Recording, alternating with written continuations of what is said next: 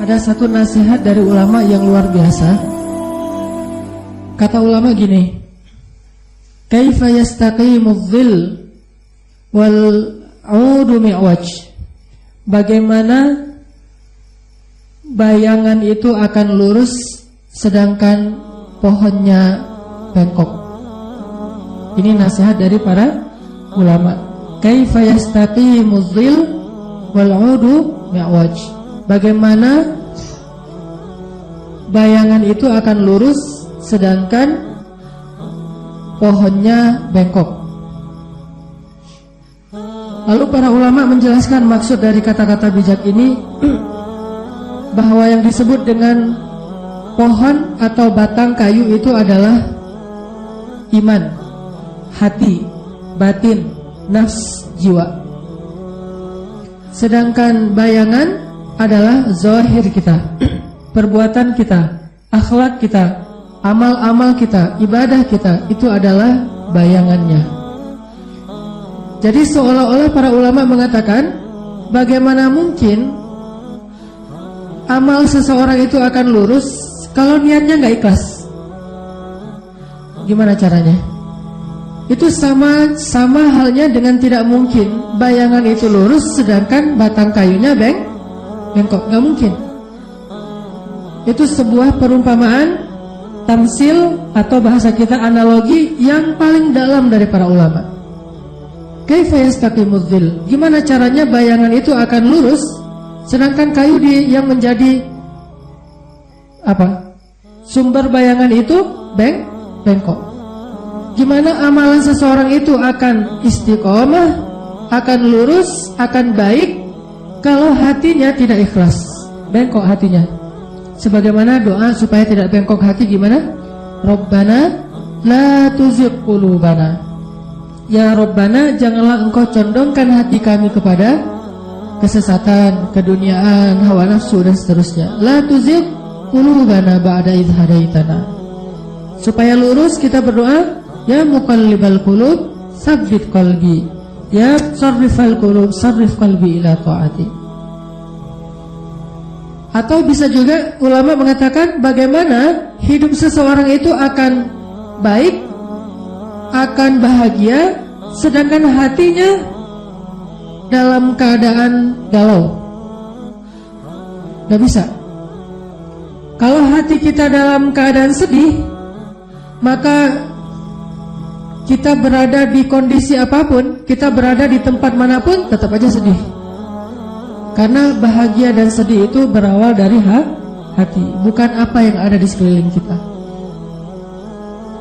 Begitu juga ketika ulama juga bisa mengatakan kaifa yastaqimu dhil wal 'udu ma'waj atau mi'waj.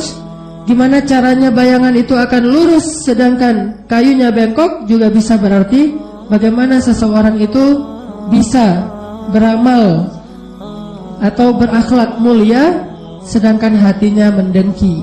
Susah, mustahil orang bisa akhlaknya mulia kalau di dalam hatinya ada dengki. Susah. Orangnya pendengki banget, tapi akhlaknya sangat mulia. Itu dua hal yang tidak ketemu. Seperti tidak ketemunya kayu yang bengkok dengan bayangan yang lurus, gak mungkin. Sehingga kalau kita pengen memperbaiki hidup kita, kalau kita pengen memperbaiki amal zahir kita, kalau kita ingin memperbaiki akhlak kita, perbaiki dulu hati kita, perbaiki dulu jiwa kita, perbaiki dulu batin kita. Sehingga kesimpulannya di situ ada the moral of story yang saya tulis di bawahnya, catatannya, jangan meluruskan bayang-bayang. Gak akan mungkin lurus. Jangan meluruskan bayang-bayang. Banyak orang yang sibuk untuk mendapatkan kebahagiaan, dia sibuk dengan bayang-bayang. Lari antara Bukit Sofa dan Bukit Marwah. Bukankah itu sibuk dengan bayang-bayang? Ketika Siti Hajar naik ke atas Bukit Sofa mencari air untuk bayinya Ismail, lalu di atas Bukit Sofa Siti Hajar melihat Fata Morgana, melihat bayang-bayang, melihat seolah-olah ada genangan air di seberang sana, sehingga dia lari ke arah sana sampai naik lagi ke Bukit Marwah. Sampai di Bukit Marwah melihat lagi ternyata ada genangan air, dia datangin ternyata tidak ada. Ketika orang ingin bahagia, banyak yang berusaha meluruskan bayang-bayang. Banyak yang berusaha untuk mencari fasilitas hidup, melengkapi fasilitas hidup. Ternyata kebahagiaan bukan berasal dari situ. Walaupun itu bisa menjadi salah satu faktornya, tetapi bukan berasal dari sana. Kebahagiaan berasal dari hati seseorang. Saya pernah baca sebuah artikel. Kalau ini mungkin artikel buat motivasi bagi seorang ayah atau seorang ibu. Coba saya bacain artikelnya. Mudah-mudahan ini bisa jadi renungan buat teman-teman yang sudah menjadi ayah dan ibu. Maaf ya, bagi yang belum, saya jadi bahan nih. Ya, udah kehapus Nanti saya minta lagi sama istri saya. Istri. Kurang lebih artikelnya tentang gini. Ketika seorang ayah ditanya, kenapa sih ayah itu sibuk banget cari uang siang dan malam, bekerja, pergi pagi pulang malam, sampai tidak ada waktu ketemu dengan anak-anaknya? Biasanya jawabannya demi anak. Kenapa ibu sibuk sekali dengan karirnya, sibuk sekali dengan mungkin home bisnisnya, dia bisnis di rumahnya dan segala macam, dengan jualan online? Kata dia, demi anak-anak. Kenapa seorang ayah itu sering keluar kota? Katanya demi anak-anak. Sibuk ayah dan ibu demi anak-anak. Tetapi ternyata anak-anak tidak butuh semua fasilitas yang mewah itu. Sehingga ketika ulang tahun bisa memberikan hadiah yang mahal, ketika weekend bisa ngajak jalan-jalan yang jauh, yang nginep di hotel bintang 5 segala macam. Tetapi setelah itu ditinggalkan dalam waktu yang lama. Lalu ketika dibikin survei, anak-anak itu tidak butuh kemewahan sebanyak itu. Mereka hanya butuh ditemani. Mereka hanya butuh figur seorang ayah yang bisa menjadi contoh laki-laki yang ideal untuk mereka tiru kalau mereka anak laki-laki.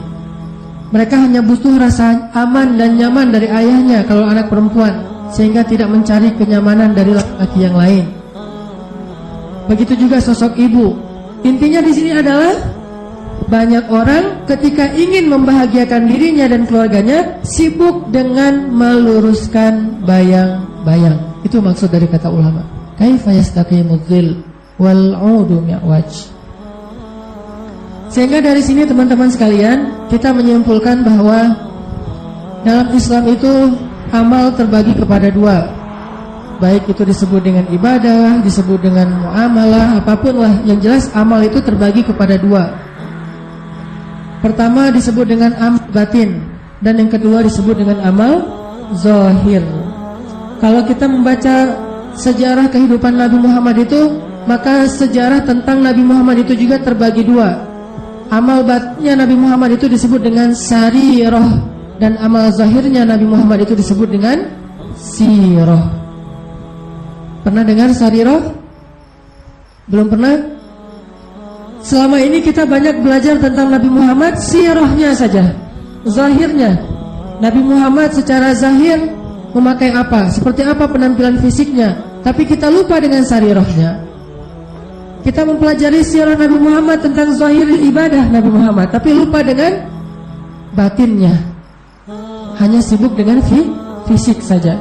Ini menunjukkan bahwa kita belum utuh dalam memahami sunnah Nabi SAW. Kalau ada orang yang mengaku mengikuti sunnah Nabi dan dia paling baik dalam memahami sunnah Nabi, tapi jarang tersenyum, tapi dia hatinya tidak lapang dada kepada orang lain, berarti dia baru mengikuti sunnah Nabi secara sirah dan belum mengikuti sunnah Nabi secara sarirah. Berarti dia baru mengamalkan amal-amal zahir dari amal-amal Islam, tetapi dia masih mengabaikan amal batin. Padahal zahir ini sangat tergantung kepada batin. Innamal a'malu binniyat. Innamal a'malu binniyat. Tergantung di sini nih. Wa innama likulli imri'in, bukan ma'amila tapi manawa. Seseorang itu diberi pahala bukan sesuai dengan apa yang dia kerjakan, tetapi sesuai dengan apa yang dia niatkan.